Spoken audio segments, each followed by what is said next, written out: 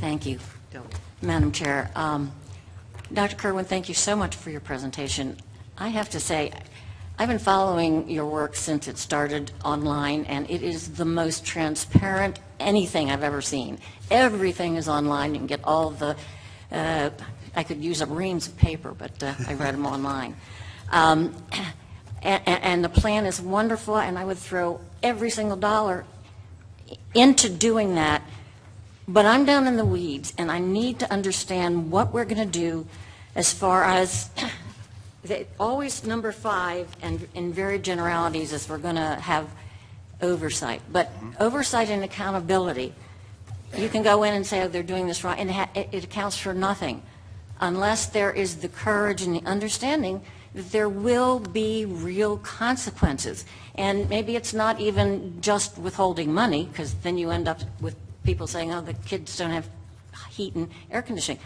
But one of the things that's shown is if you get rid of teachers who are not very good, that has particularly in line with the desire to have a very high quality teacher. And I think that's a wonderful goal.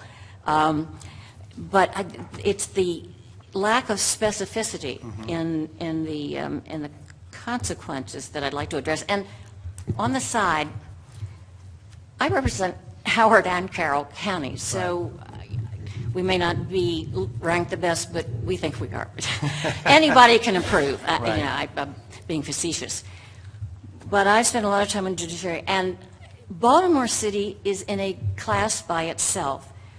We absolutely need to do something down there that's going to work. We've tried and tried and tried sometimes things, but it always comes back to lack of accountability for what we've asked them to do. Right. And I just wondered if you gave any thought. It's very hard in this state to provide recommendations to do things for the state when you have such an incredible disparity between the various jurisdictions. And I wondered if you had given that any thought, because I know you have to do a lot of things. I know that this has a more central control, and sometimes that's good, but if you apply central control to Howard County, we're going to be up in arms. So, well, you know, I think the Commission is well aware that there has to be a balance. I mean, some things are in the responsibility of the local LEA, but there also needs to be some assurance that all of the LEAs are moving forward, if we believe in these recommendations, in their implementation.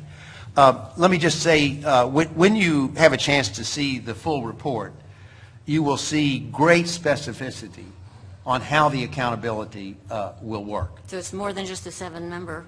Oh, absolutely. Okay. So the 7-member will be the top of the accountability. It starts with the LEA.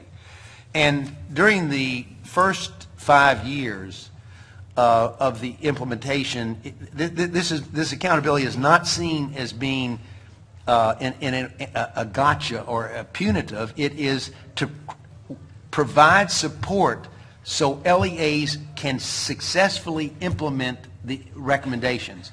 Then there will be an assessment, have they or have they not, by professional teams. If they have not, some portion of new funding will be withheld until they make the adjustments so that the recommendations are faithfully implemented. Then in the last 5 years, we're going to be looking at results. You've got the implementation. Are you getting the results we expect? And once again, if they're not, then teams are going to go into schools and work with those schools to make adjustments. If results don't begin to improve, then funds will be withheld once again until the changes are made that get the results that we all expect to have happen. On the matter of teaching, I think one of the real innovations is there is something called National Board Certification for a teacher. You may be familiar with that. It's a very highly regarded, highly respected certification, and very rigorous.